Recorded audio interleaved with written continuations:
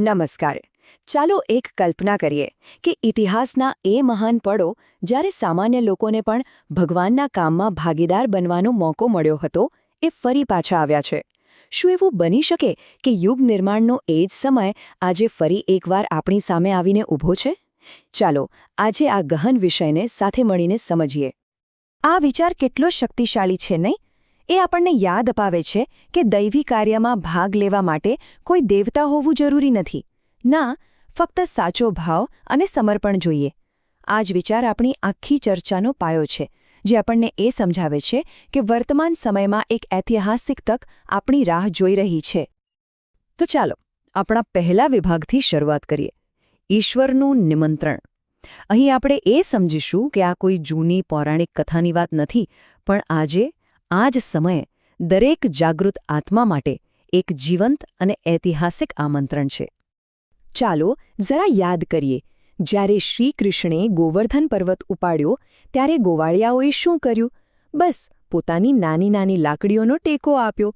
જ્યારે શ્રીરામે સેતુ બાંધ્યો ત્યારે વાનર સેનાએ પથ્થરો ઉઠાવ્યા. એમનો પ્રયાસ કદાચ બહુ નાનો દેખાતો હોય, પણ એમની ભાગીદારી, એમનો ભાવ એ અમૂલ્ય હતો. અને ખબર છે, આજે એ જ દૈવી સાદ ફરી એકવાર આપણને સૌને બોલાવી રહ્યો છે. હવે આગળ વધીએ આપણા બીજા વિભાગ તરફ, સમયની પુકાર. પણ સવાલ એ થાય કે આ આમંત્રણ અત્યારે જ કેમ? આટલું જરૂરી કેમ છે? કારણ કે સમય પોતે જ એક નવા અવતારની, પ્રજ્ઞા અવતારની પુકાર કરી રહ્યો છે. જુઓ, આજે આપણે સૌ એક એવા 4 રસ્તા પર ઊભા છીએ, જ્યાં એક રસ્તો વિનાશ તરફ લઈ જાય છે અને બીજો એક ઉજ્જવળ ભવિષ્ય તરફ. ચારે બાજુ પર્યાવરણનો નાશ, નૈતિકતાનું પતન અને જાત-જાતના વિચારોના યુદ્ધો, આ બધા જ પડકારો એક સામૂહિક જવાબની માંગ કરી રહ્યા છે.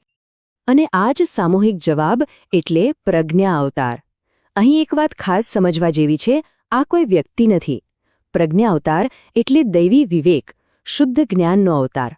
આ તો એક એવી વિચારધારા છે, એક એવી માર્ગદર્શક શક્તિ છે, જે આપણી સૌની સામૂહિક ચેતનાને જગાડવા માટે આવી રહી છે. અને આ વાત આપણને આપણા ત્રીજા વિભાગ પર લઈ જાય છે. અવતાર એટલે એક વિચાર. આ મુદ્દો આપણને અવતારની જૂની વ્યાખ્યા ભૂલીને તેને એક નવા જ દૃષ્ટિકોણથી જોવા મજબૂર કરે છે.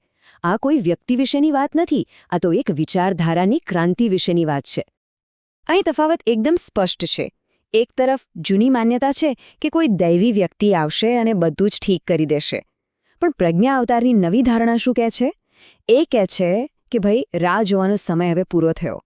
હવે તો એ દૈવી વિચારધારાના પ્રવાહમાં જોડાઈને પરિવર્તનનો હિસ્સો બનવાનો સમય છે. આ જ વિચાર ક્રાંતિને નિષ્કલંક અવતાર પણ કહેવામાં આવ્યો છે. નિષ્કલંક એટલે શું? જેના પર કોઈ દાગ નથી. આ એવો શુદ્ધ, પવિત્ર વિવેક છે જે દરેક વ્યક્તિ માટે ઉપલબ્ધ છે. આપણા સૌ માટે એક તક છે કે આપણે પોતે જ દૈવી સિદ્ધાંતોને આપણા જીવનમાં ઉતારીએ અને એ વિચારધારાના વાહક બનીએ. તો હવે, જો આપણે આ વિચારક્રાંતિનો હિસ્સો બનવું હોય તો શું કરવું? એના માટે સૌથી પહેલી અને સૌથી મોટી શરત છે આપણી પોતાની માનસિકતામાં એક મોટો બદલાવ. અને એ છે માગવાનું નહીં, પણ આપવાનું. આ વાક્ય ખરેખર આપણી આધ્યાત્મની સમજને હચમચાવી નાખે એવું છે. ભગવાન મનોકામના પૂરી કરવાનું મશીન નથી. આપણે મોટાભાગે શું કરીએ છીએ? ભગવાન પાસે આપણી ઈચ્છાઓનું લિસ્ટ લઈને પહોંચી જઈએ છીએ. પણ સાચું અધ્યાત્મ પોતાની તરસ छिपाવવાનો નથી, પણ બીજાના આંસુ લૂછવાનો માર્ગ છે, સેવાનો માર્ગ છે.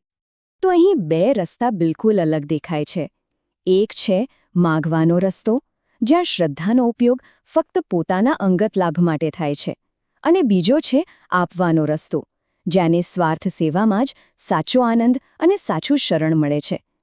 આ દૈવી કાર્યમાં જોડાવા માટે આપણે માગવાની વૃત્તિ છોડીને આપવાનો આનંદ અપનાવવું જ પડશે. ચાલો હવે આપણા અંતિમ અને સૌથી મહત્વના વિભાગ પર આવીએ. સેવા જ સાચી સાધના છે. આ બધું સમજ્યા પછી સવાલ એ થાય કે આ રસ્તા પર ચાલવું કઈ રીતે? ઉપાસનાથી આરાધના સુધીની આ યાત્રામાં સાચી સાધના કઈ છે? આ આધ્યાત્મિક યાત્રાના મુખ્યત્વે 3 પગથિયાં છે. પહેલું છે ઉપાસના, એટલે કે આપણી વ્યક્તિગત ભક્તિ. બીજું છે સાધના, એટલે કે સિદ્ધાંતોને આપણા જીવનમાં, આપણા વ્યવહારમાં ઉતારવા. પણ યાત્રા અહીં પૂરી નથી થતી. ત્રીજું અને સર્વોચ્ચ ચરણ છે આરાધના, એટલે કે માનવતાની સક્રિય સેવા. યાદ રાખજો, સેવા વગર ઉપાસના અને સાધના અધૂરા છે. તો આખી વાતનો સાર એટલો જ છે કે આપણી ભક્તિને ફક્ત પૂજાઘર સુધી સીમિત ન રાખીએ, એને આપણા રોજિંદા જીવન સાથે જોડીએ, નિસ્વાર્થ સેવાને અપનાવીએ, કરુણા અને ઉદારતા જેવા ગુણોને જીવનનો ભાગ બનાવીએ. ખરેખર આ જ ઈશ્વર સુધી પહોંચવાના સાચા પગલાં છે અને એ દૈવી આમંત્રણનો એકમાત્ર સાચો જવાબ છે.